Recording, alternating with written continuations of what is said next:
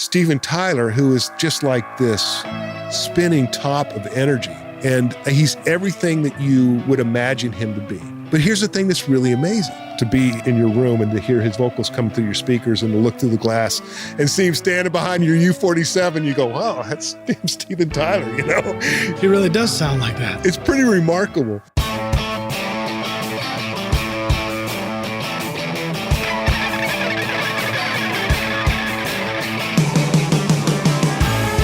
Welcome to Recording Studio Rockstars. I'm Lid Shaw, and this is the podcast created to help you become a rock star of the recording studio.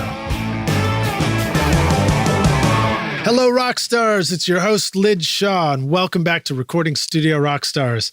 I created this show to introduce you to real-world recording professionals to hear their stories and learn from their experiences so that you can take your records to the next level and be a rock star of the studio yourself.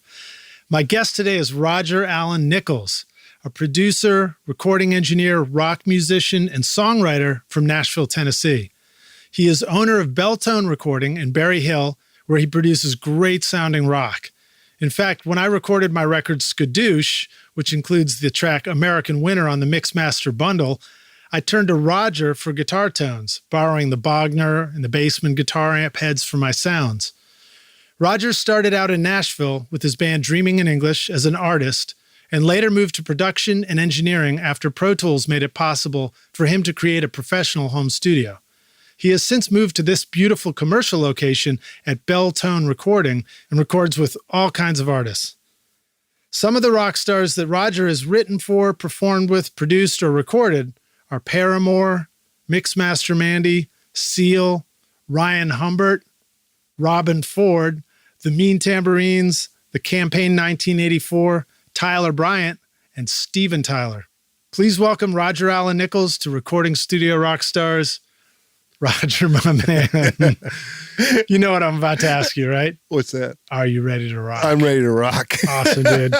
You should be. Of all the people I know, you should be the most ready to rock.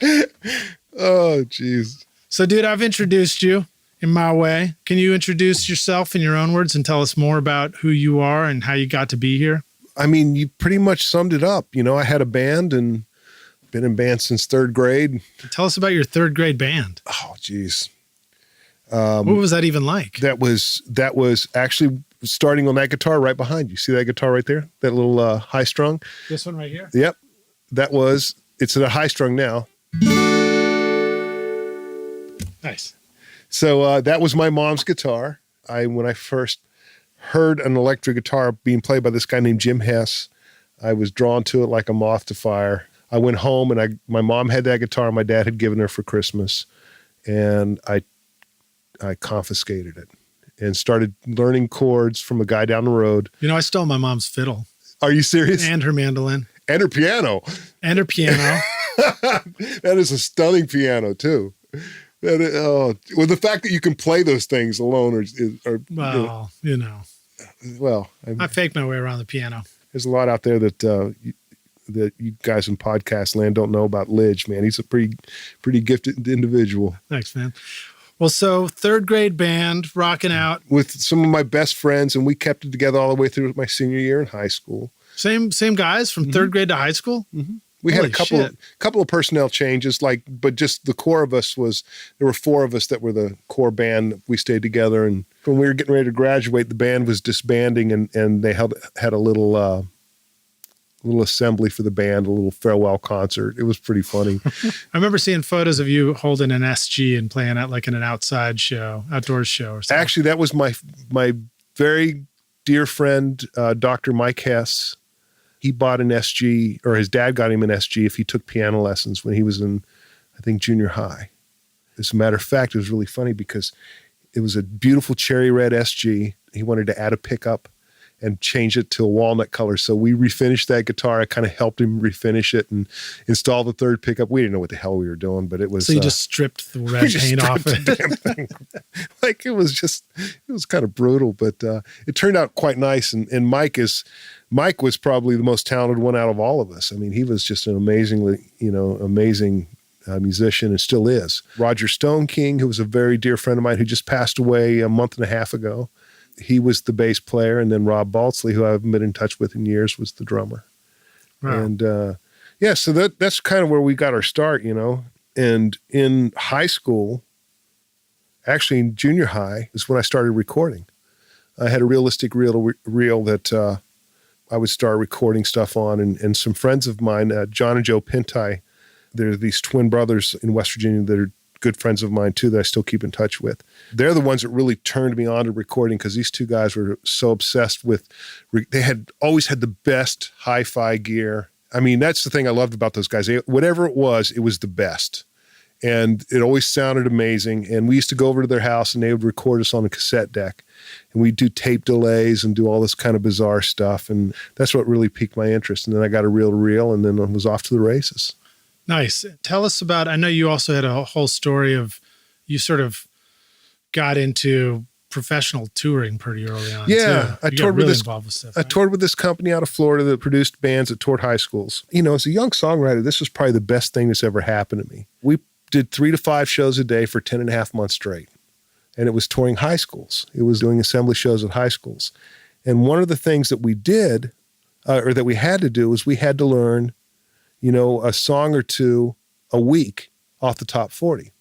And depending on the area that we were in, whether or not it was Louisiana, Detroit, or Alaska, or, Quebec, or wherever we were, we would have to do what was hot in the area. So as a young songwriter, we're always, always learning how to play these songs that were hits.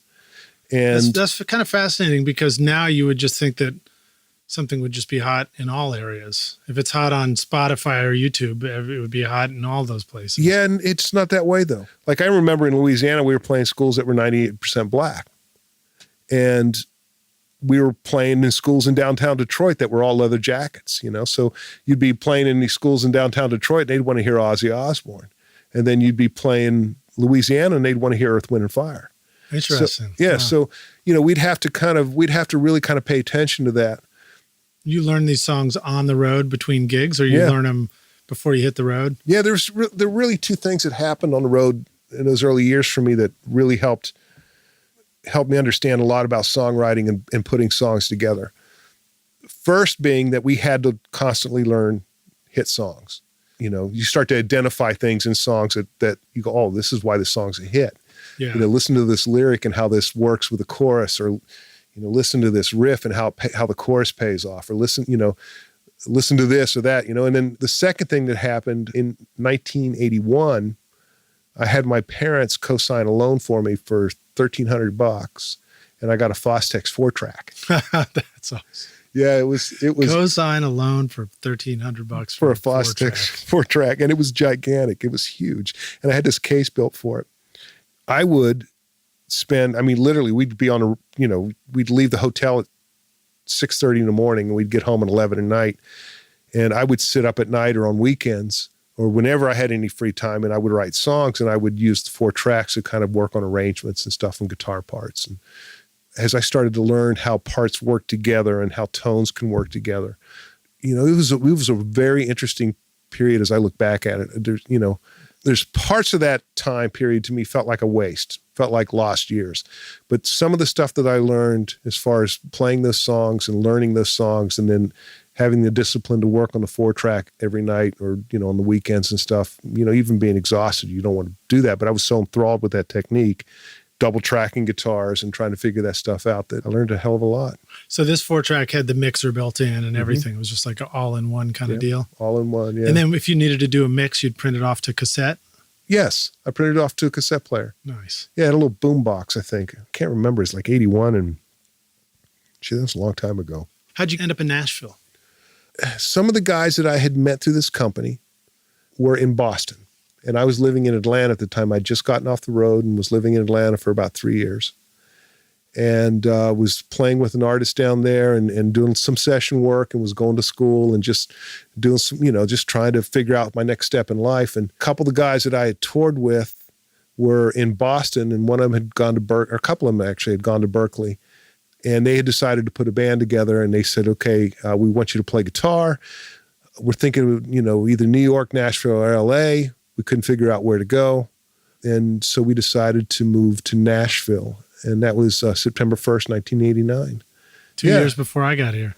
Yeah, it was really interesting. I mean, it was, at that time, it's like Tommy Womack says in the Cheese Chronicles. He says, playing rock and roll in Nashville is like trying to set a Methodist church up in the middle of Mecca.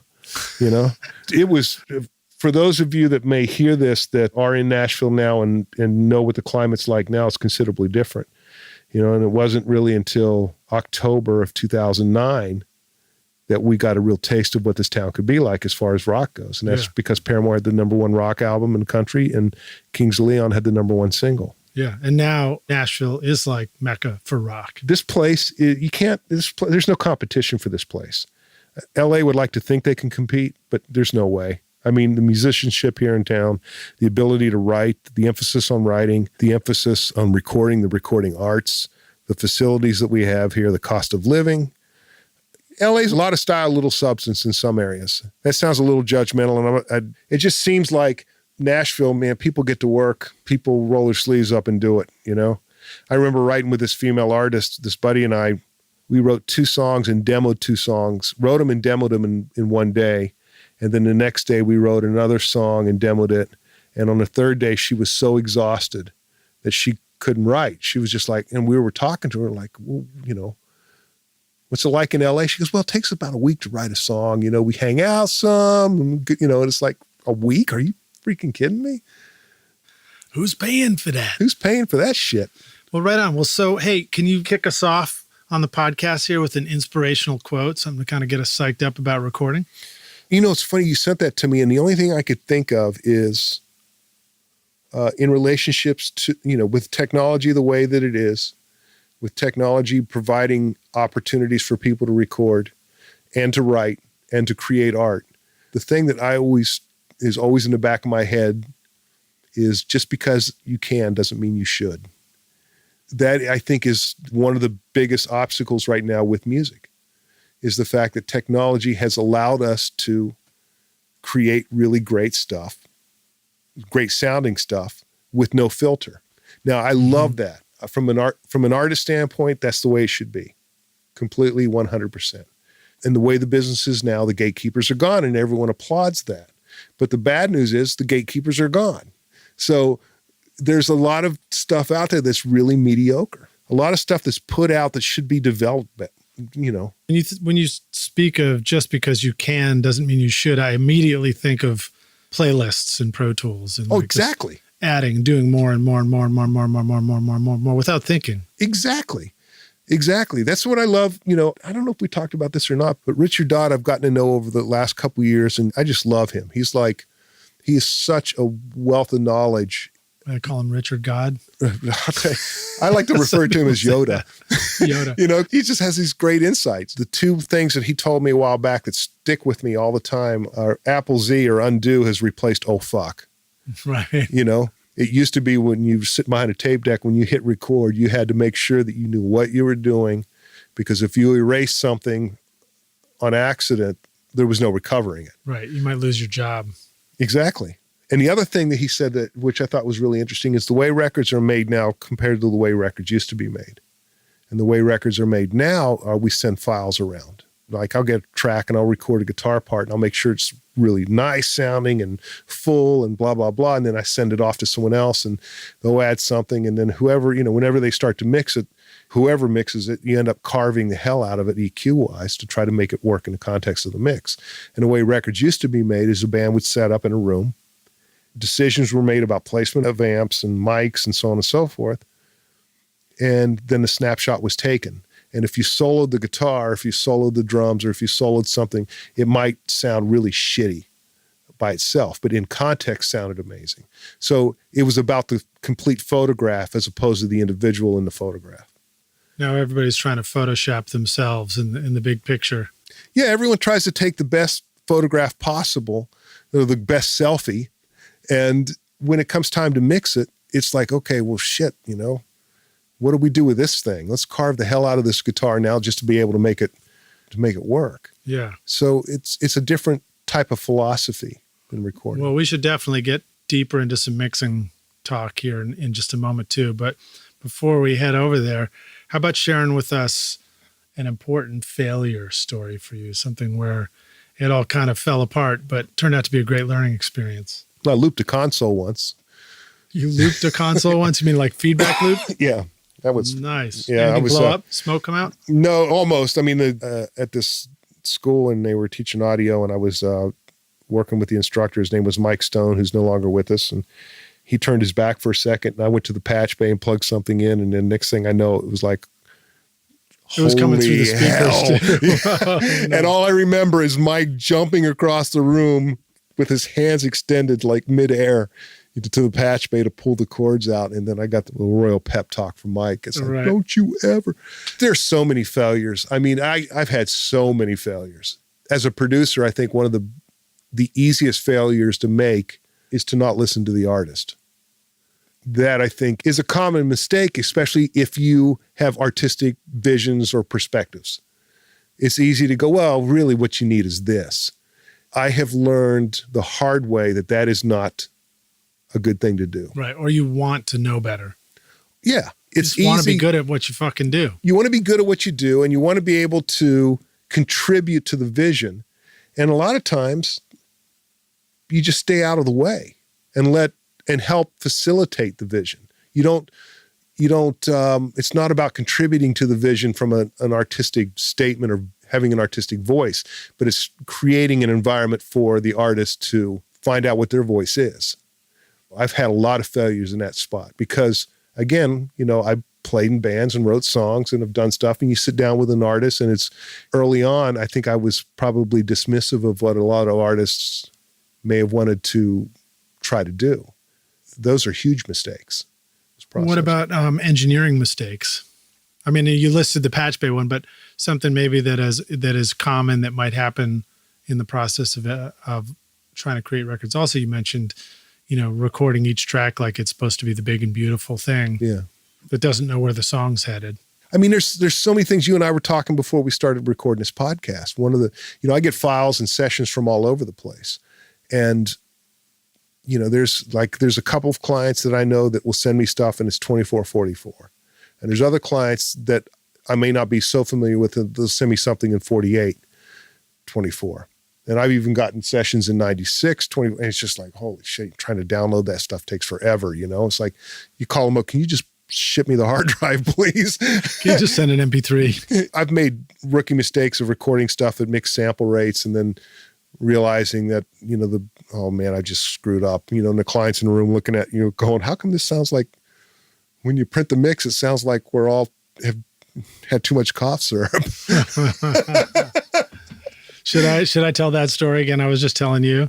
Oh yeah. Yeah. So all right, yes. I'll jump in and share one. This is great. So I had an intern in the studio. This one's for you, Stone Cold. Shout out to you. Stoney. Great dude. Awesome dude. Love that guy. He was one of my first best interns too. And he owns one of my favorite guitars that I've ever owned. Oh, nice, man. Yes. We were doing a tracking session together, and we were 2 days of tracking, and we got through the first day and everything went like clockwork. Was sounding great. Our band was super happy with it. I'd been recording everything at 24/48 all day long. And then I split. I like to be done at 6, take the evening off. So we took the evening off, and then Stone had asked me, he was like, hey, I got a buddy. Can I drop in and show a buddy the studio? And I was like, sure, yeah, sounds great. Cause I love to let the interns, have access to the studio like that. And so that was fine, no problem. Go back in the next day and tracking all day long. And we get to the end, and all of a sudden I look over, and this was on my old system. So I had a separate clock, an ARD sync clock, where you had to select the sample rate, and didn't matter what Pro Tools was calling the sample rate. You had to manually change the clock for it to actually match it. And so I look over and I was like, why is the clock at 44:1? And I look over, and poor Stone, he was like, oh shit. Apparently they had come in and they wanted to pull up iTunes to listen to some music on the speakers or something. And his buddy had just reached over, and when iTunes was playing at 48 through the system, he had reached over and just like changed it to 44:1. And just done that, like first time in the studio. Needless to say, I let my intern know that his buddy was never ever invited back to the studio again, and make no Unless he was a mistake paying about it. customer. Unless he was a paying customer. That's totally different. You can change the sample rate to whatever you want. That's right. So what happened, of course, was we recorded half the songs on one day at 48 and the other half in a 48K session at 44.1. So everything was playing at the wrong speed when I would go to actually bounce down the mix. And then you play it back, the MP3, and everything's all screwed up. It's the worst. That is the worst. And there is a solution. I won't go into the solution for this, but let's just say you have to force the sample rate back to the right thing. So or mix, do your mix, and burn it to a 2-track and call it a good day. Well, so now share with us a moment of success, something where it all came together really nicely for you. Well, I remember you told me a great story about going off and playing with Seal. You want to tell that story? Well, that was fun. A buddy of mine, his name is Josh Harris. He's from St. Louis. He's an amazing producer and remixer and just a great guy. And I think I know Josh. Is he using Studio One now? Yeah. Yeah, I know Josh. He's a cool guy. Yeah, he's just a great guy, just ultra talented too. For a while, he was doing a lot of remix stuff. And there was a lot of stuff that he would send me to add guitar on. What I would do is, he would send me the session and say, do your thing or whatever. And there was a Seal track that we played on, or that he had produced, sent to me. I put some guitars on it. I was kind of irreverent with my guitar parts and had a bass player out of Boston do the bass lines. Anyways, Seal liked the track so much, he hired all of us to go out to play with him. That's great. It's funny how that works when you're irreverent. People like your work better. Yeah, it was really funny. And that's what I love about Josh, because Josh is always like, just do your thing. I had a conversation with him tonight, actually. There's a couple guitar parts I just did for him, and he called back. He was very specific about what he needed. There are times when he's that way, and there's times when he's a little more like, just do your thing and do something interesting or whatever. That was fun. There's a group signed to Sony Australia named the Veronicas. This is cool. This was a fun thing. So we were working in the studio here. It was me, Tyler Bryan, and Lisa Veronica. These two sisters, they're twins, Lisa and Jess Veronica, and they were signed to Warner for years, and they had 2007, 2008, they were on quite a roll then, and they're still just putting out great records and just really amazing singers, stunning singers. Tyler had brought Lisa by the studio and we were writing, and we had written a couple things prior to this. So it was pretty comfortable. We were just sitting around and we were trying to write something, and it just wasn't clicking. We had like a verse and a chorus idea, but we were kind of trying to go for something that was kind of pop, and it just wasn't quite working. But I had this idea. You know how most ideas are kind of like someone whispering something in the back of your head, and you kind of pay attention to it, but you don't know quite what it is yet. So you just kind of got to go, all right, let me just work on this for a second. So what we did is I set up a mic, and Lisa sat right there, and we just ran a loop, and she sang the lines for about 8 minutes, kept singing the lines over and over and over and over again. And about 4.5, 5 minutes into it, she was doing stuff that was really cool, changing up the melody and doing these cool ad libs and stuff. So they left the studio, and I went into edit mode and kind of sorted through the 8 minutes of audio clips and assembled this track that was built on what I envisioned the trajectory of the track being. They came back the next day, and I said, let me play this for you. This is kind of an idea. And they heard it, and they're like, oh, okay, this is great. Let's do this. So we kind of rewrote a couple lyrics. Lisa sang some stuff. Her sister heard it, Jess. She loved it. She came into town. She added, we changed some lyrics around. She sang a part. Next thing you know, it was the lead cut on their debut record for Sony Australia. And that was a really fun, happy accident. Because we were all kind of sitting around looking at each other going, well, hell, it felt like nothing was happening, but then something happened, and it ended up being a pretty cool thing, Nice. So that was fun. That was a fun. That sounds awesome, man. Yeah. Well, it's nice to see a success story with a band like that, where it kind of comes together and it becomes the forefront single to lead a tour like that, Yeah, it never was a single. The song is too weird. If you were to hear the song in context with what they do, I don't think it's a good representation of what they do, more of a pop focus. But it was a cool reintroduction, like, hey, it was just kind of had an edge to it, the track did. And I like the way you described looping it, taking your creative mindset into a place where you start not knowing what's going on and things start coming out differently. It's like if you say the same word over and over and over and over and over and over and over and over and over, and it starts sounding different to you. Exactly. Exactly. That's a good way to keep the creative process going. Yeah, it's, you don't know. Sometimes you just got to throw paint against the wall like Jackson Pollock and hope that, you see something like the Shroud of Turin, at the end of the day. Well, so can you tell us about working with Steven Tyler in here too? I saw him as he was arriving at your studio. I was pulling up next door and I looked over and I saw some dude leaning out of a car and my brain went, that's funny. Looks just like Steven Tyler. Sounded like him too. And then I just drove off. I've got two clients that are two brothers, the Warren brothers out of Florida, and they've gone on to write just some huge songs, for Tim McGraw and just all kinds of people. So they wrote 3 songs with Steven Tyler, and they brought him over here to cut the vocals. What we did is we came over here and we did the demos first. I programmed some loops.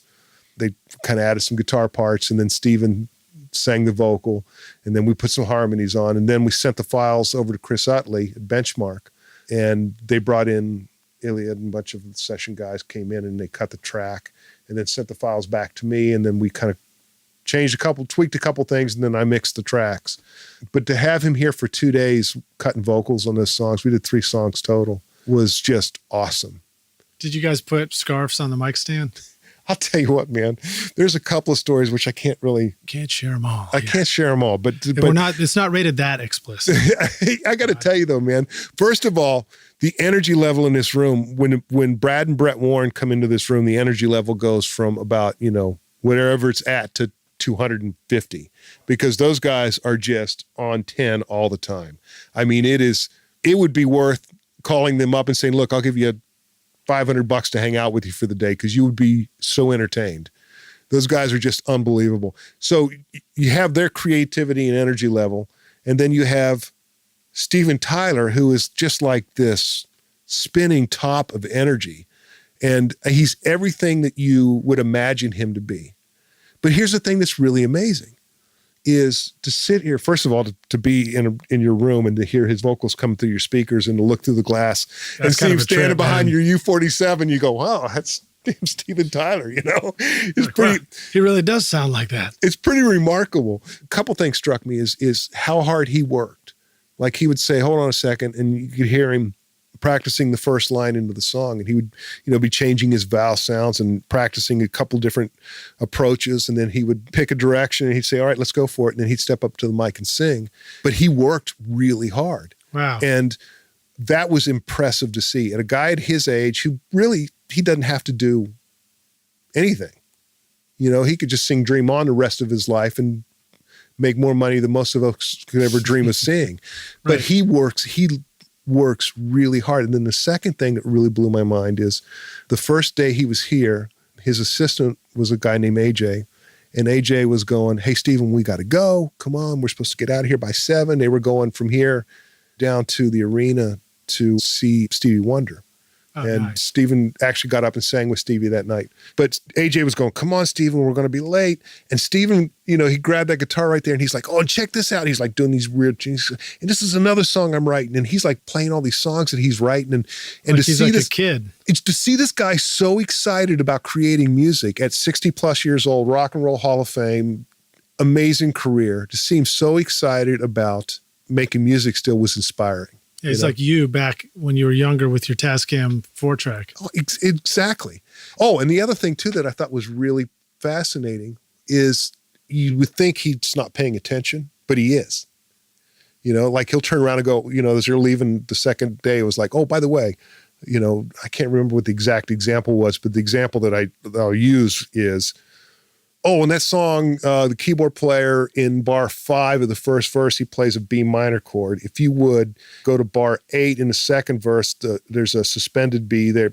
Take that B and fly it into the, So it's like, you just kind of look at him like, okay. like you would think something that he wasn't even paying attention to, and he is like on it. He knows exactly what's going on. He knows exactly how to do it. And he made everyone feel incredibly comfortable. And it was really one of the funnest couple of days ever. It was just, I was just blown away at how amazing he was. That's cool, man. That's cool. Yeah. So very cool stuff. On the topic of Tyler, any other Tylers you'd like to talk about? Something you're excited about? One of the most favorite Tylers ever is Tyler Bryan and his band Tyler Bryan and the Shakedown. Tell us about working with Tyler. Give us a little bit of a story about how that started, the process of creating music for you guys and the result. I was repped at one point by this guy named Dave. Dave knew Tyler's manager. The two of them were talking. Tyler was, I think he was 17 at the time, had just moved to town. And they were like, these guys should meet. They should work together. So we met and hung out. And Tyler is such an amazing guy. He can play the shit out of a guitar, can he? It's insane. I don't even like to get near a guitar when he's in the room. It's just like I feel embarrassed to even hold one. You know what I mean? It's just like, oh, geez. And, we went to lunch, hung out, and then we started the process of doing his first EP. I mean, there's so many great stories about this kid. I could do a podcast just on how many times he has blown my mind as far as his work ethic, and not just his work ethic and his level of talent, but also, oddly enough, his thoughtfulness and consideration too. He knows exactly what he's doing. He knows what he wants. In my opinion, he is exactly what it takes to be a successful artist. You have to be laser focused. You have to fight for what you want. You have to be good at what you do, and you have to put in the work. And Tyler's all of those things. His band is all of this. His whole band, Caleb Crosby, Graham Whitford, who's the son of Brad Whitford from Aerosmith, and Noah Denny. Those guys are just great guys, first and foremost, and they're an amazing band. They play together well. There's a great chemistry there. They're all supremely talented. It's freakish talent, too. It's the kind of talent where, one day we wrote a song and Caleb was out of town doing a gig or something, and we needed to lay down a drum track.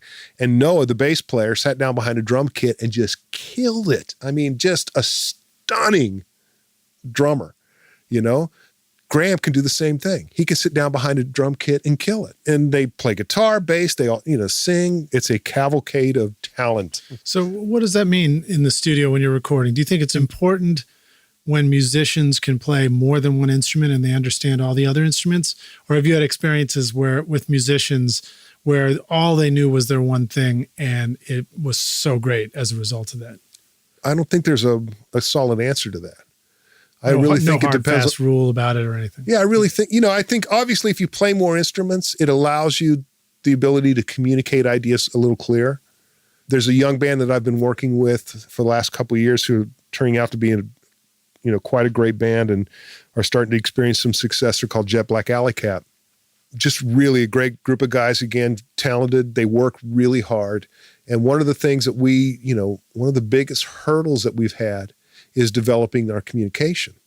Joe, the lead singer, is getting him to be able to express what his vision is in a way that I can understand it, and for me to be able to communicate with him in a way that he can understand it.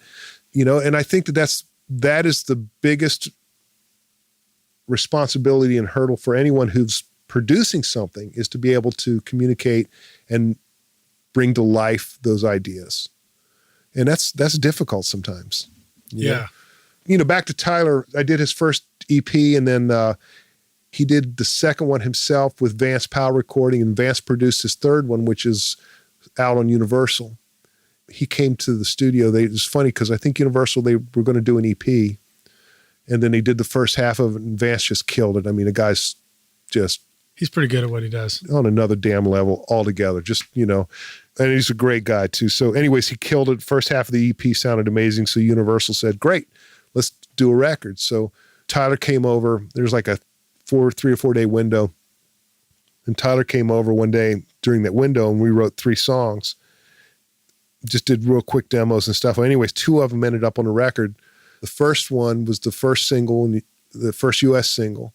And then the second one was the first UK single for the band. And they're in Europe right now touring, opening for AC/DC. Wow. So it was fun. It was that's a pretty awesome success story, from introduction to writing and recording songs that are going to be played and opening up for AC/DC. First of all, I love writing with Tyler. I mean, we've been around each other enough that we can communicate ideas really easily, and we know when something's going to work or not work. And even, working with the guys in his band, when I've had the pleasure of working with Caleb or Noah or Graham, it's easy to kind of cut through the chase. It's funny, with the first day that we wrote the song Loaded Dice and Buried Money.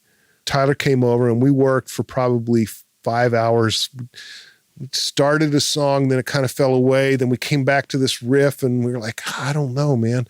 Is this good? Is it not good? And we kind of developing the idea of the song, and it was like, well, let's go to dinner. So we go to dinner. We go down the street here and have a beer and have dinner, and we come back and boom, we wrote the song in an hour. And it's good to press the reset button. Exactly. And then the next day he came in and he brought in his dobro, and he was sitting here and he was just tuning it up. And I was like, hey, what if we wrote a song like this, and just kind of spurted the concept of the song out. And then 20 minutes later, the song was done. It was just literally that quick. So we demoed it. We were done demoing it around 2:00 in the afternoon, and Graham stopped in. So we wrote another song and demoed it that night. Working with those guys, it's that way. They're so talented and gifted at what they do. And working with you is that way too. Well, clearly. I'm lucky to be in a room, when you sit down with those guys, because they're just really good. Yeah. Let's geek out a bit on some of the tech stuff. All right. So tell us some of what you think our listeners should know about running a great recording session. Share some tips and secrets about how to make sure your recording session goes really smoothly. Well, a lot of that is going to be preparation, I believe. What kind of stuff is typical in terms of preparation for you before a recording session? It depends on what the session is. If it's a writing session, like we've done sessions here where we've set guys up and we've written and demoed stuff. If it's a writing session, the prep work is about getting stuff set up so that people can communicate really easily ideas, and try to set the environment up where everyone's at ease and comfortable. And I see you're sort of pointing in circles. You mean like we're in different ISO booths, but we need to be able to communicate, or we're in the same room and communicating? Whatever the setting is. In this particular room, we've written in here before where we've had drums set up and we've had guitar player, bass player. That's turned into an ISO booth, this little walk-in room. Headphones set up, spread around. Everything kind of patched in, so all you got to do is hit record. Number 3 on the number keypad. Number 3. As a matter of fact, we just did a session like that with Caleb and Tyler. In between tour stops, they stopped. They came over. We wrote a couple of songs one day, and basically set everything up, and then just hit record and literally, 4 hours into Pro Tools. I mean, if you open the session, it's really funny because you can hear us kind of jamming around on ideas, and then you could, hey, what about it? You hear a little bit of conversation, and then all of a sudden you start to hear the song take shape, and then you hear the demo of the song. Right. And you're capturing a multi-track. Right. Because what happens is you're jamming, sometimes you'll play something on accident, and it's like, oh, that was cool. What the hell was that? You go, stop. You stop, rewind it. This is cool. Why don't we do this into this section? So it kind of becomes a way of communicating, capturing those ideas. For a writing session like that, I think it's important to set things up so that people can communicate and everyone's comfortable. If you're recording a record, then I think it's important to make sure the band understands the program going into the studio. This is how we're going to track the song. This is the arrangement of the song. This is the BPM. This is the key of the song. This is the kick drum pattern. This is the kick drum pattern. Some of that stuff. So there's an engineer named Chubba Pettix who passed away last year, who was an amazing engineer. And our band worked with him one year. One of the things, the most important thing I learned from him is it is about the bottom end of the record. In other words, the bottom end of the record has to be right. In order for everything else to feel right, the bottom end has to be right. It took me forever to understand what that means. What that means is it's not just about EQ, but it's about pattern. It's about the pulse of the song. It's about what the bass player is doing with what the drummer's doing, and the trajectory of the song, how the song unfolds, what the apex of the song is, where things explode. All of that starts with the drummer's right foot. It all starts, for me, with the right foot and what the right foot does. If that's right, then everything else falls into place. If you're making a record, like with Jet Black, for example, what we've been doing with these guys is we do a song every 6 to 8 months. We do one song, and the deal is we do the song top to bottom, mix it, master it, put it out on iTunes. And when it goes on iTunes, then they do a video of it and put it up on YouTube at the same time. So we've done this for the last 2 years. They've got 4 songs out, 4 videos. We just recorded 5 and 6. We're going to put song 5 out and video 5 out. Then I'm going to remix everything and we're going to put an EP out with the 6th song as the bait to buy the EP. The reason why we've done this process is it's allowed these guys to figure out the writing process as a band and to figure out who they are as a band. When you go to do a record, if you pull a young band out of circulation for 6 to 8 months to do a record, by the time the record's done, the band's grown so much that the direction might be different. So I think that with a band this young, what I've decided to do is just do a song at a time. And that way they learn and the ship kind of gets going in the right direction, and they make wise decisions about the writing and learn the process as they go through it. That's cool. Yeah. Well, so you talked about the low end and the right foot, the kick drum. What does the kick drum need to be recognizing in the song? What does that kick drum need to be respecting? What other musical element should it be paying a lot of attention to? The kick drum, I think, has got to interact with the phrasing of the lyric, has got to interact with, the sections of the song. Being a pop guy, I always prefer there be more energy in the chorus. And then I always prefer to find out what the apex of the song is and work towards that and then ride off into the sunset, Right. I love that you didn't bring bass into the equation yet. It's funny.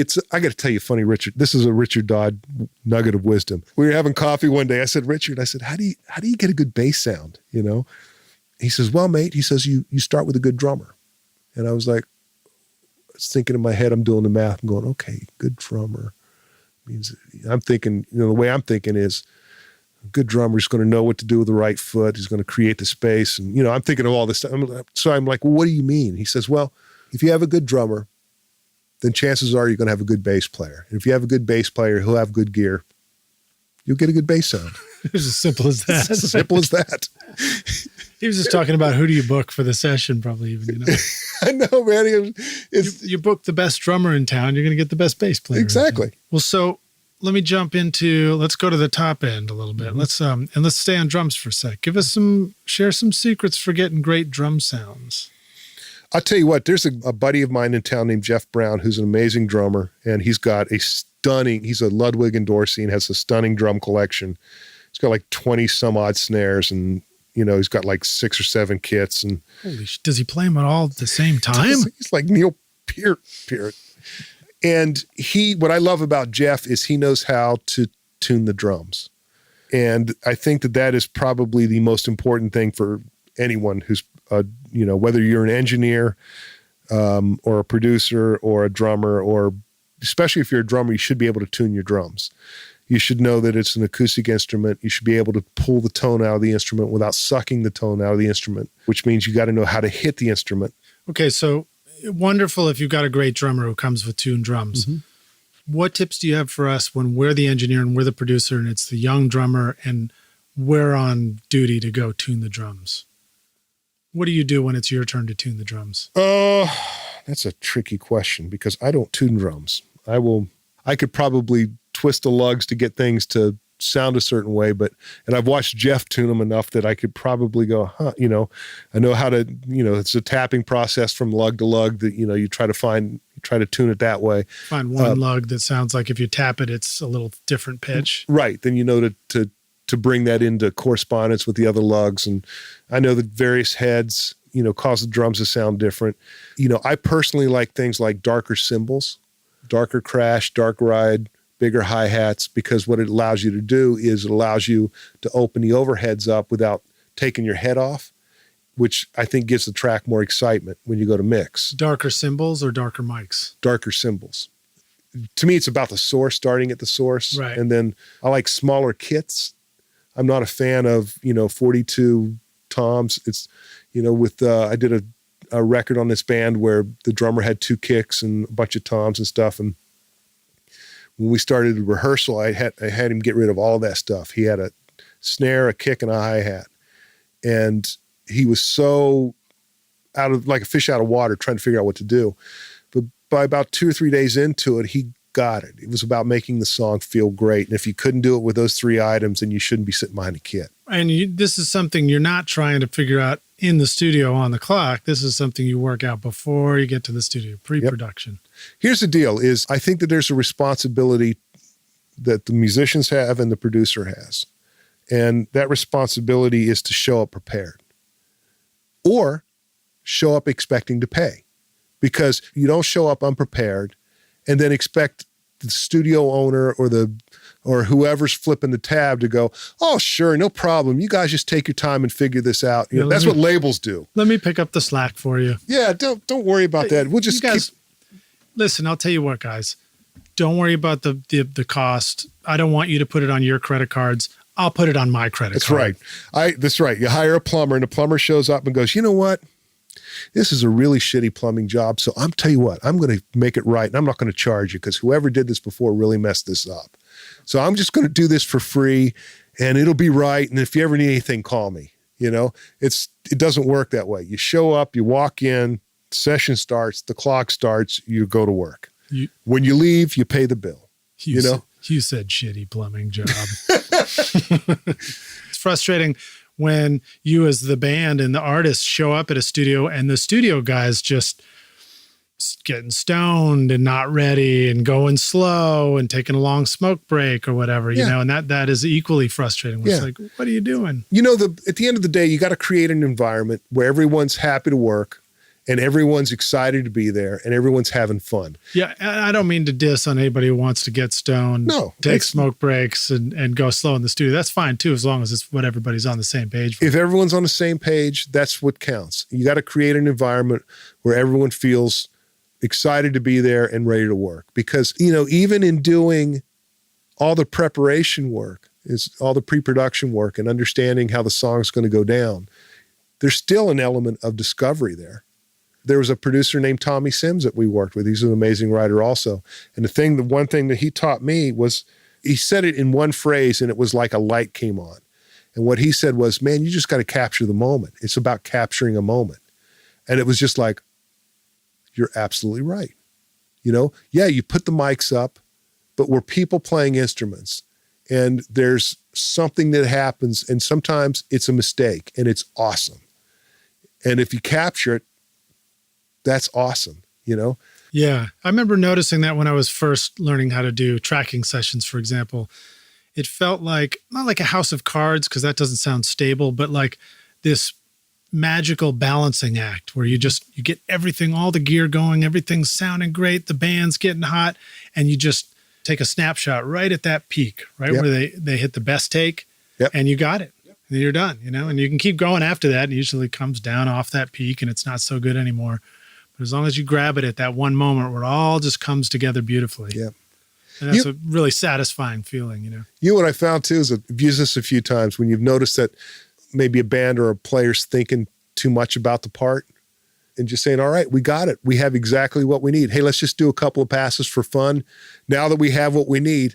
And then that's when you start to get the good stuff, because they stop thinking about it, relax and play. And it's like, there's the magic. Yeah. You know? I like to say that too. And I remember Brad Jones, who was really my mentor, he used to say, he was like, that sounds good to me. I'd put that on a record. Yeah. I'd put that on a record. And then he's like, you know, well, you guys want to go out there and just see if you can beat it? And I use that one. It's just like, that's the one. We got it. Yep. If you want to go out and just see if you beat it, great. No pressure. You know, as a band, that is an amazing thing to hear.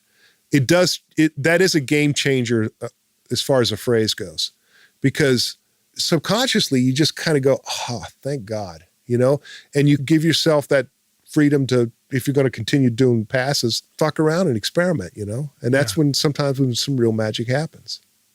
Well, so let me jump to a couple more questions here before we take a break, and then we'll come back in for the jam session. Give us a secret for getting great vocal sounds or recordings. This is something that I learned from a background singer named Perry Coleman. And Perry has sung on probably 50 or 60 number ones. I mean, this guy is such a stunning singer. He's incredible. I've had two background singers in here that are just amazing. Russell Terrell, who's sang on over 50 number ones, and Perry Coleman. They're two completely different approaches, those guys. Perry has been in here, you know, quite a bit, and I just love watching this guy work. You don't dare give the guy any instruction, because he's heard it. He knows what to do. He's sung on so many number ones. He knows where to put the background part, what voicing to use, whether it's the fifth or the third. There's two things that he does that's really stunning. His phrasing is immaculate. I mean, it's like he'll listen to the lead singer part and he will match the phrasing to it's lined up. Point. You made a nice point. He'll listen first. Yes. He listens you gotta first. Listen first and then sing. And then when he sings, he does this thing where he self-compresses. The way the way he sings a phrase, he kind of self-compresses it. Like he'll roll the S's off. He does all this kind of stuff. If you soloed his vocal part, you might go, that sounds a little funny, but you put it in a track and you go, God, it's brilliant. I've never had to tune one vocal that he has sung in here, ever. If he's singing to a lead vocal part, I'll tune the lead vocal first. So he's singing to a tuned vocal and I never have to touch him. But the thing that he does is really interesting is like if there's a lot of S's or a lot of P's, he'll sing through his fingers. Interesting. So what happens is... Describe what you're doing there. What I'm doing now is I'm holding up my two fingers like in front of my lips like I'm telling someone, shh, be quiet. What he'll do is he'll sing through his fingers. So what that does is it splits the wind and reduces the impact on the diaphragm of the mic. And it also kind of reduces the energy that the mic is receiving. Yeah, the high frequencies don't get through. Yeah, so he'll do that. Like he'll be singing and he'll come up to a phrase and he'll do, and it's just really funny. It's just like, and what Russell... The first time you saw it, like, what the hell is he doing? I know, I was just like, but it's brilliant. And he's stunning. He is stunning to watch. That's cool. Russell Terrell, what Russell does is Russell sings along with the lead vocal almost like it's karaoke night, where you can mute the lead vocal and it sounds like the lead vocal. Wow. And then he'll go, okay, let's go. And he'll go, boom, jump to the third or the fifth and sing the part. And it's locked right in. Yeah, that's cool. So study the track first. Yeah, he sings it like a karaoke singer. All right, so now this is the last question before we go into the jam session. Give us some secrets for getting great guitar sounds. Right Your here. specialty, Raj. Right here. Great hands. Jazz hands. It's like a Chet Atkins story. When someone says, that's a great sounding guitar, and he takes his hands off the guitar and says, really? How's it sound now? There's a couple of things you can do. I mean, obviously, you got to have well-intonated instruments. I think that's the most important thing.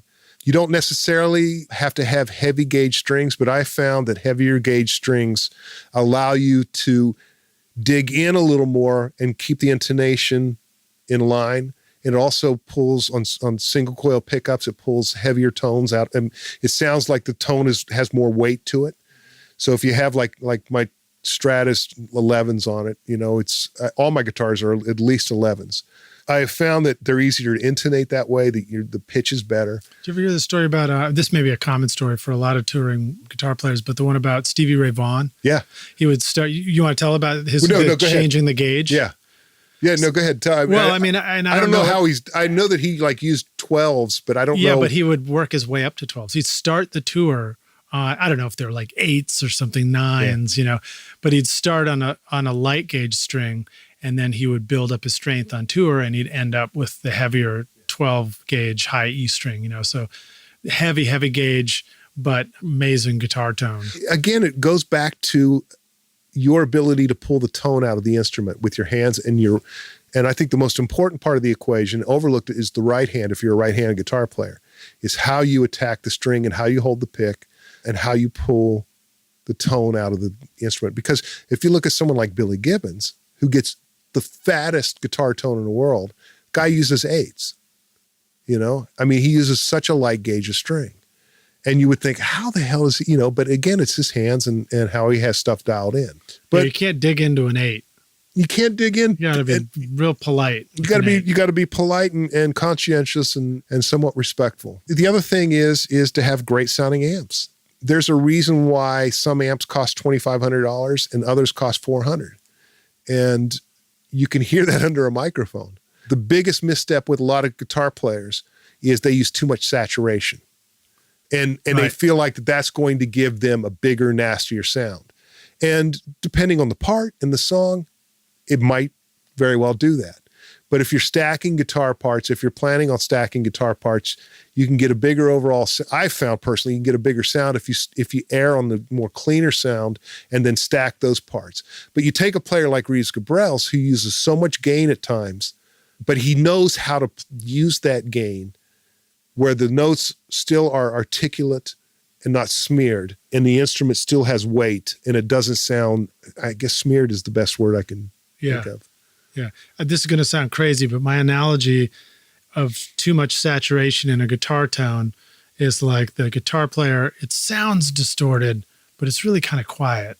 Yeah. You know, and it would be like you trying to imitate a giant soccer stadium full of cheering fans and go, yeah, exactly. Like that's not actually loud, you know? It just sounds like it's an imitation of loud. Right. But you know what's funny is I loved like Bob Mould from Sugar or from Husker Du. You know, the Sugar records. I love those records. And the guitars are so just over the top and you can barely hear the vocal, but there's so much energy to those songs. And melodically what he does is just so right up my alley. I mean, it's just, and then it turns out they're all solid state amps. I don't know. They might be. I just made that shit up too. I make a lot of shit up here. I've gotten great guitar tones out of solid state amps. It's what is the part? What is the guitar? What does the song need? There's a bunch of math involved in whatever, you know. All right. So when somebody's got too much saturation, what's the typical solution that you reach for? To pull the gain back or change guitars. Pull the gain knob down on the amp or on the pedal. Or on the pedal.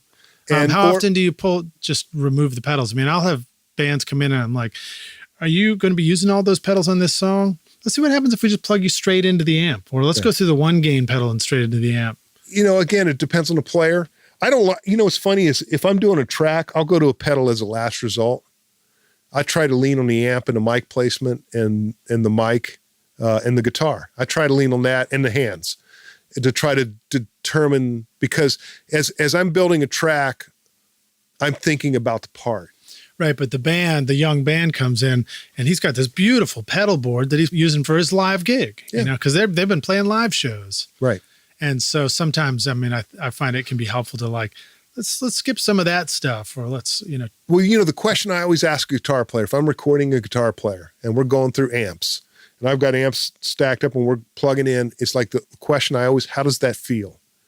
And I think that that's an important question to ask a guitar player if you're recording, because if it doesn't feel right coming off your hands, then you're not going to play right. Right. You don't ask them, what do you think? Or do you like the sound of that? It's just, how does that feel? Exactly. Yeah. And that's one of my biggest qualms with reamping guitars. When people say, oh, we'll just cut a clean signal and reamp it later. To me, that's a huge red flag, because unless you know what you're doing, it's a huge red flag. Because what happens is if you're playing through a boogie rectifier, dual rectifier, and you're playing with a lot of gain and you're doing a really heavy part, you're going to attack the guitar in a considerably different fashion than you would play through the front end of a basement that's opened up to 10, you know? The amp is responding differently. So if you're taking a clean signal from what you've played and you're reamp it through a completely different type of setup, there's a disconnect there that sounds funny to me. It's like... Yeah, totally. It's like someone who hasn't written a song singing the song. There's not that connection to the song lyrically. Yeah, interesting, yeah. You know? All right, well, we need to take a break, but share with us a mix trick for guitars. Something that's a cool thing that people should know about. I always parallel compress my acoustic instruments. Okay. So you've got always the acoustic recorded signal coming up on one track, and then you also bring it up on a super compressed track and blend that in? Yep, blend that in. And I blend it in where the compressed signal kind of rides right in the center, and then the uncompressed signal moves to the peaks and the valleys. What you get is the articulation of the acoustic instrument. You get the kind of the dynamic sensibility of the acoustic instrument, you know. Right, the peaks are louder than the compressed one. Yeah, it's like the compressed one is the one that's not going to go away on you. Right. It won't disappear. So will you set that up where they both appear on a single fader, or do you have two faders that are grouped together? Two faders that are grouped, yeah. All right, cool. You know, for an acoustic instrument, there's a chain that I always use, and it always sounds amazing. I use a Neumann Gefell 582, which is a small diaphragm tube microphone with a nickel diaphragm. And I use a Telefunken V72, and I use a little bit of the LA2A just to kind of kiss it a little bit. If I'm cutting the acoustic guitar part, I use a really light or lighter, like a medium light pick, and play really kind of lightly. And what happens is the guitar sounds huge because you're not if you use a heavier pick, sometimes you can squelch the resonance of the guitar by digging into it. It closes up a little bit with each hit. It's like hitting a snare drum. If you hit it, you do a stadium swing on a snare drum, you pull a road drummer off and he's doing this shit in the studio. The snare sounds like he's playing on a Dixie cup, But if you lay back and you find a sweet spot in the snare and you just do these nice moderate strokes, you can pull the tone out of the instrument. Yeah. It's the same principle with the acoustic. All right, give us a mix trick for distorted for heavy guitars. I use a lot of filtering. So like with heavy guitars, if I've got let's just say we have an intro, verse, chorus, I'll use a filter. I'll automate a filter to come in during the verse so that the filter reduces the size of the guitar in the verse. And then when it hits the chorus, the filter kicks off and the guitar just sounds huge. I'll do that kind of stuff if I want to make sure that the role of the instrument doesn't change, the grind of the instrument, the attitude of the instrument. It's the same instrument. It just feels bigger when the chorus hits, right? Yeah. So, that's one thing that I'll do quite a bit of. I love, love, love really heavy guitars. I love cutting them so that the downbeats and the step-off notes are tight. It does a thing to you where it causes you to kind of catch your breath. It's really subliminal, but it's like, I love that effect of something just going, you know what I mean? Yeah. And, so you play it as close as you can, but then you go in and you edit the attack so that it's right where the snare or the kick happens. Yeah. The thing is, and this is a Chubba Pettit trick that I learned. Chubba, he rode me like a cheap carnival ride in the studio for about a week and a half because I was playing on top of the beat. And oddly enough, I was smoking about 2 packs of cigarettes a day. So it was virtually impossible for me to play on behind the beat. I was just always hyped up, The thing that he taught me was if you put it behind the beat, the drums sound big. I'm like, well, what do you mean? He says, well, think of Led Zeppelin. Think of how big those drums sound. What you're hearing is the transient of the kick and the snare. And where they're putting the bass and the guitars are right behind the beat. So the drum sound, you're creating space for that transient that makes the drum sound huge. I worked for about 1.5 years on that, on learning how to play on the back of the beat. I still, to this day, if I'm in here building a track by myself, I'll still play the part the way that feels right. And then I'll go, okay, let me see where I'm at. And I'll zoom in on the transients against the drums.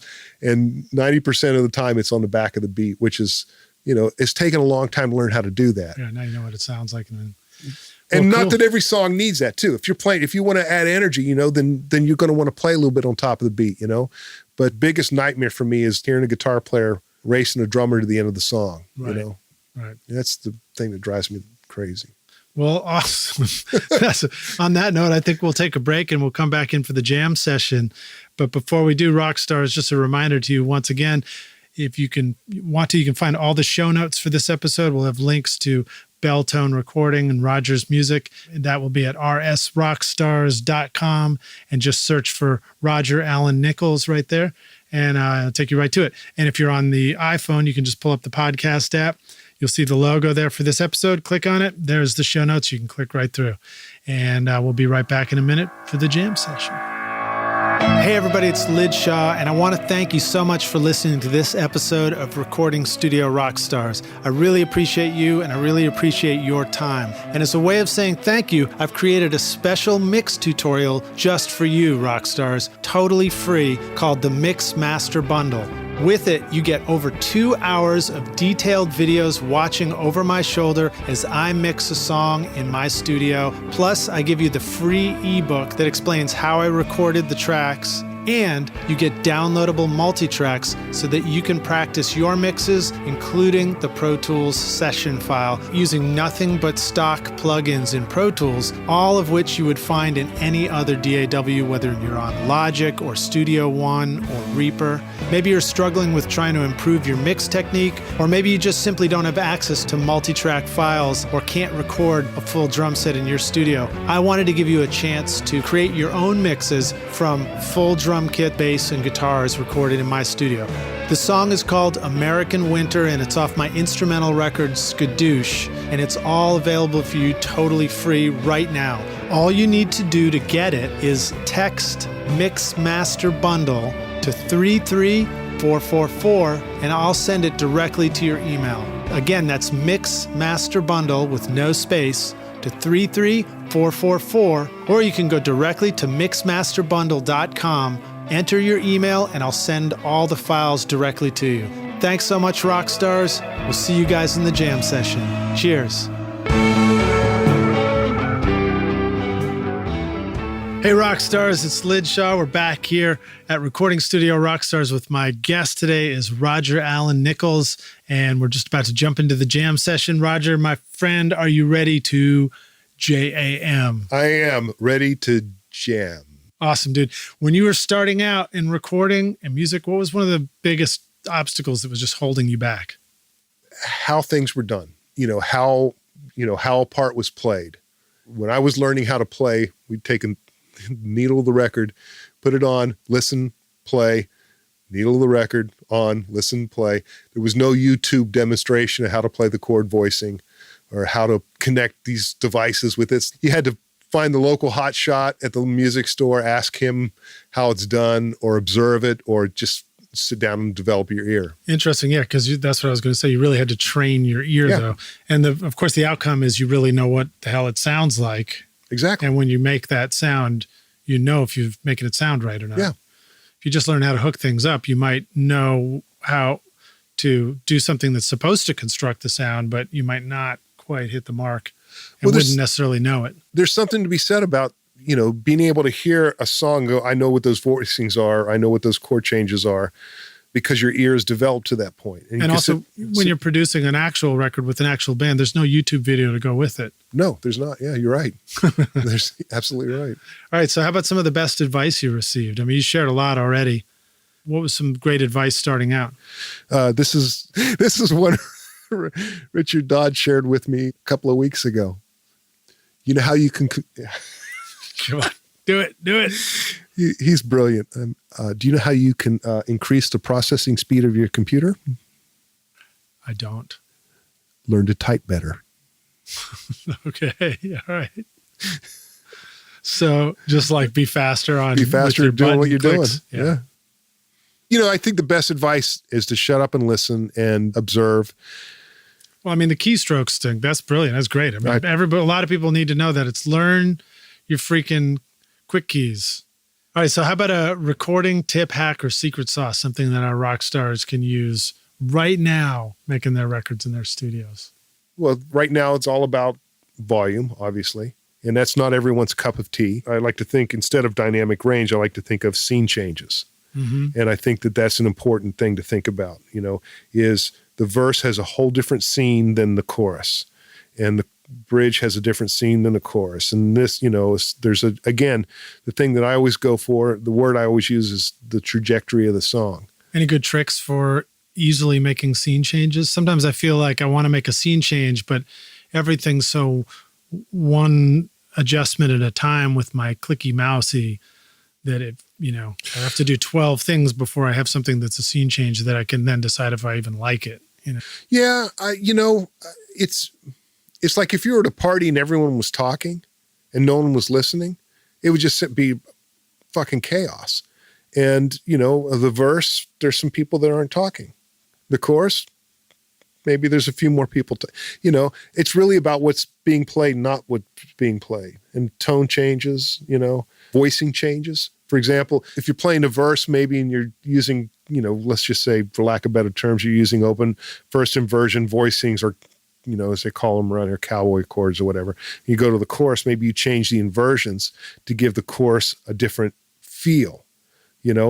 I think that's a trick that a lot of people don't even think about. Right. They think, well, if I'm playing G, C, and D and I get to the chorus, well, I'm just going to play G and C, D a little heavier. A little harder with my heavy pick. It's like, well, what happens if you play G, C, and D, up the neck in a different inversion? Then all of a sudden the chorus feels different. It's a scene change. Yeah. Another thing that I feel like I hear on great records from time to time is a part that is highlighted at the beginning of a section. And if you really listen, you notice that it fades slowly. It ducks away and like tucks underneath the vocal. Yeah. So, and you're subconsciously paying attention to the vocal. Yeah. You didn't even realize that first guitar bit just settled back and got out of the way a little bit. Doesn't necessarily just stay loud the whole time. I think you and I talked about this at one point. There was a while where I was keying a lot. When I was mixing stuff with a lot of heavy guitars, I'd key the snare so that every time the snare hit, the guitars ducked a little bit. Interesting. Cool. So that it allowed the guitars to be aggressive and still up front. Almost like an EDM trick. Yeah. Here's the thing that's really funny. In mixing a track, it's really easy to think about stuff that you don't need to think about, to worry about stuff that you don't need to worry about. The things that you should worry about in mixing a song are things in phase? Can you hear all the parts? And when I say hear all the parts, some parts you want to feel. Maybe you don't want to hear the attack of the kick, but you want to feel the bottom end. It's funny, when you mix a song and sit down and play a song for a band, sometimes you'll have guys go, well, I don't really hear my guitar. It's like, well, really? Well, check this out. Play the chorus and you mute the guitar. Hear what just happened to the chorus? It's like, that's a great way to check if you've got enough bass in the mix. It's just mute the bass. It's that simple. If the body goes away, if all of a sudden the song sounds like it's been gutted, but a lot of guys get caught up in trying to make sure that the articulation of a particular instrument is on point, and I don't necessarily feel like that's the best. Well, what happens sometimes is that it just ends up that the last instrument you just articulated is the one that's articulated, and the rest of them don't sound any good anymore. Right, you're right. Share with us a favorite hardware tool for doing sessions, something that you've always got it with you. I know I could actually reference one that's pretty funny for you, which would be a Polaroid camera and a notebook, but like something physical that you love to have on sessions. Maybe tell the story of that, but something physical you like to have on sessions that just seems to make sessions go better. I used to take a Polaroid camera and I would snap shots of everything. I'd snap shots of mic placements, of EQ settings. I would hand the notebook to a drummer and have him sketch his kit out and mark the size of his drums and what heads he were using and where mics were placed and, keep track of lyrics and keep track of, and it was just basically kind of a journal of the record. And, for me, that was a way of keeping track of the process. The records that you and I have worked on, I could go back and tell you exactly, because I've got Polaroids and stuff and notes. It's a hard thing to do. It's a hard thing to keep track of the process. It is. I've kind of gotten away from that, unfortunately, because it was hard to find Polaroids or Polaroid film. And I just my focus kind of shifted, It was kind of like, I know what I'm going to do here. I don't need to reference. But it is, one of the things that I don't always do well or just don't do enough of is keep track of who played what overdub on sessions, because things can move fast and they can happen fast, and maybe it's my responsibility, maybe it's not, but at some point I find myself often going, who played pedal steel on that track? I'd sure love to know right now. Yeah. And I've never really come up with a great system for doing that. You can try and add notes in the Pro Tools sessions. They tend to get swallowed up and buried, We do a lot of recall photographs in the studio. Because of the console? No, not because of the console, mostly because I just want to be able to recreate sounds that we record. So we'll take iPhone pictures of everything, put it in a Google Doc folder. It's all, on Google Drive. I can go find it later when I want. And that's very helpful. But it doesn't tell you who played what part on what, right. Well, so now how about a favorite software tool, something that's super awesome for making records for you? Well, if I had to use one, it would probably be the SSLE channel. You're talking about the plugin, the Waves plugin or something? Okay. I mean, if I had to have one plugin, it would probably be that, because EQ is great. The compressor is great. It's got a gate if you need it. It's a phase switch. It's got a slider on it if you need to trim something. All right. So now how about a great resource for the business side of doing what you do for a living? I think the most important thing to remember is that if you're working on a track or writing a song or working with a band and it's not going well, it's not the end of the world. And if you're frustrated in the studio one day, don't listen to music, go home, relax, have a glass of wine, watch a movie or something, and hit it again the next day. I mean, the most important thing about having output is you got to have input. And if you don't have input, you're not going to have any output. That's fucking deep. Well, it's true though. You got to be able to, if you're going to write a song, you've got to be able to experience some things in life to write about. You've got to be able to, that's why it's like, if I don't read a book for 6 months, I'm hitting a wall sometimes lyrically because I'm not inspired. Yeah. So sometimes it's as simple as you got to be reminded it's okay to have a certain thought about something. If you're working with someone and someone says, no, I don't really like that, it can shut down the whole creative train of thought. that can be a real detriment sometimes. If you don't just go, okay, hold on a second, that doesn't mean the idea sucks. It just means that maybe we need to rethink this. Yeah. You know what I like to do? I like to always have a rule in the studio that says, if somebody really likes something in the room, then we need to give it a shot. Yeah. Because it's the best stuff comes from somebody feeling inspired about it. Absolutely. Not from everybody being able to be an instant critic and say, oh, that's bullshit, or that sucks, or I don't get it, or I don't care.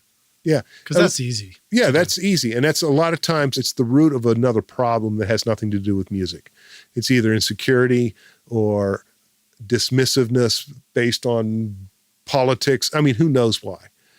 People just, it wasn't my idea. Yeah, people are dicks. I don't get it. I don't get what I'm hearing coming out of the speakers this second. So therefore, as opposed to somebody else who's like, oh, that's awesome. Yeah. And you got to go, okay, wait a minute. Let me check it out. All right. So I'm going to jump right here forward to the final question. Tell us, Mr. Roger Alan Nichols, rock star yourself, what is the single most important thing that our listeners can do right now to become a rock star of the recording studio themselves?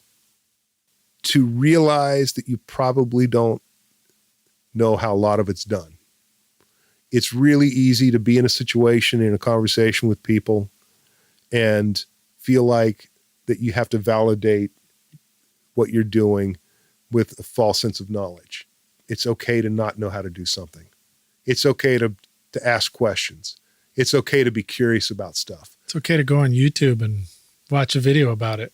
There's a couple of guys that I know that the running joke is if you're on Gear Sluts, then you're not making records. If you have all this time to be on Gear Sluts, then you're not working, But Gear Sluts, those are a great source of inspiration, of answers. What a person's advice, a person's input, a person's perspective is exactly that. A person's advice, a person's input, and a person's perspective. And asking someone about that, asking someone what their input or advice or perspective is okay. It doesn't mean that that's how you have to do it, but it might open the door just enough for you to go, I never thought of that. And then start to explore stuff and come to your own conclusions. Yeah. We're in a business where we're trying to always qualify something subjective. That's a horrible thing to try to do. It is. My sister-in-law, Lori, she's a children's book author. She's an amazing illustrator. And she tells this really funny story. She went to karaoke night and she said this person was up on stage singing karaoke. And they were singing, you say tomato, I say tomato.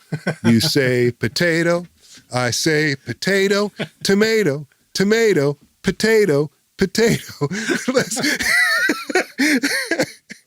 It's funny. It's just, I think on that note, that's a perfect anecdote to say goodnight on and wrap up our totally awesome, wonderfully long interview with you, Roger. Thank you so much for having us here, man. What an awesome hang. Lidge, is always great to see you. Dude, I just want to hang out with you and turn your speakers up really loud. When I visit Roger, he'll play me loud ass rock tracks that just make me want to play guitar, man. They just make me want to turn my car stereo up. I love it. I'm a 12-year-old when it comes to that shit. I should learn better. I should know that, it's bad for the awesome, ears. Dude. Well, let our listeners know how they can find you, follow you, and learn more about you. I'm on Twitter, and it's BT Recording, at BT Recording. Roger Alan Nichols, at BT Recording. If you want to hear some music, I'm not on the Facebook. And Nichols is Nichols. Yes, correct. And Alan is ALAN. And I use my middle name because there was a famous engineer by the name of Roger Nichols. So I've had to use my middle name. And my motto is, when your album demands a credit, I'm your only living option. I use my middle name like a middle finger. If you want to hear some music, I have a SoundCloud page that has 4 or 5 things up. It's, I haven't swapped that stuff out in a long time, but Roger Alan Nichols on SoundCloud. And you might hear some of the techniques that we talked about tonight as far as cutting guitars up and really aggressive sounds and that kind of thing. But cool. and layering and all that. Yeah, we'll drop some links into the show notes. Cool. And then the studio? The studio is Belltone Recording, and it's the B room to Electric Thunder. We share the parking lot with Vintage King in Berry Hill, if you audiophiles know where that is. Well, cool, man. Well, thank you so much for joining us. And I look forward to seeing you around the studio. Absolutely, man. All right, man. Cheers. Right. Cheers. Peace out. Thanks so much for listening to Recording Studio Rockstars. If you enjoyed the show and want to help make it better, please leave a rating and review on iTunes to help reach more people. You can click directly over to iTunes or go to recordingstudiorockstars.com/review for an easy explanation. And if you want more free content, all you have to do is text RS Rockstars to 33444. Again, that's RS Rockstars to 33444, and I'll keep you in the loop with articles, videos, and podcast updates. And I'll let you know about any upcoming giveaway offers, all totally free. Thanks for listening. I'm Lid Shaw, and this is Recording Studio Rockstars. Now, go make great music.